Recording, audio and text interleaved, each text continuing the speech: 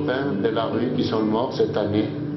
Tous ceux que depuis novembre, les 181 morts dans la rue, à Paris et en France, tous ceux qui meurent seuls, ça a une main tendue vers eux au moment de mourir, reçois-les dans ta lumière auprès de toi.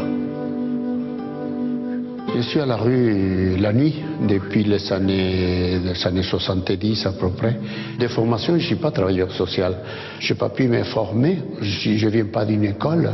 Je dirais que je me suis fabriqué travailleur social sur le tas, la nuit, et le quartier latin.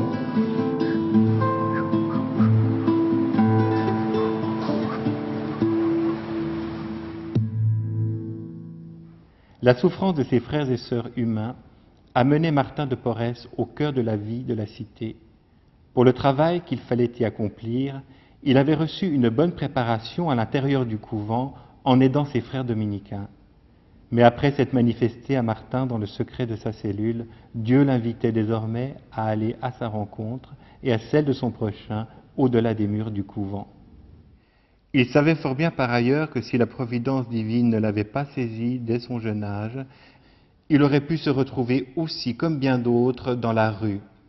Et conscient du fait que la providence se servait des hommes pour accomplir son dessein, il s'était rendu compte qu'il était l'instrument choisi pour montrer aux déshérités de Lima le chemin de leur Père céleste. Quand on vit une vie de pauvreté, on mendiait, on vivait, c'est les autres qui m'habillaient, qui nous donnaient à manger.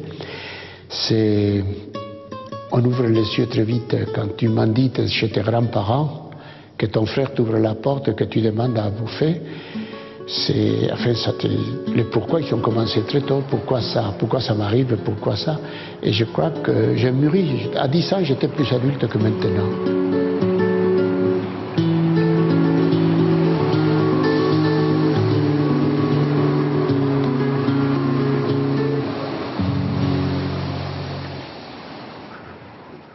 Le frère Pedro Meca est rattaché au couvent Saint-Jacques avec un statut que l'on appelle de frère hors communauté, c'est-à-dire qu'il ne réside pas en permanence ici, il réside plutôt dans le métro ou ailleurs, mais il est en lien très régulier avec nous, il vient le dimanche, il vient souvent en semaine, mais en même temps, il faut dire aussi que l'ensemble de la communauté a un souci de ce qu'on appelle maintenant la promotion de la justice et de la paix. Donc, on est très heureux d'avoir l'apostolat emblématique de Pedro. Et puis en plus on aime beaucoup Pedro, il a son look à lui, que l'on aime bien, que les gens aiment bien. Donc le fait qu'il ne réside pas au couvent, c'est tout à fait admis et tout à fait, disons, accepté par tous, dans la mesure en plus, comme je le disais tout à l'heure, où il revient très régulièrement.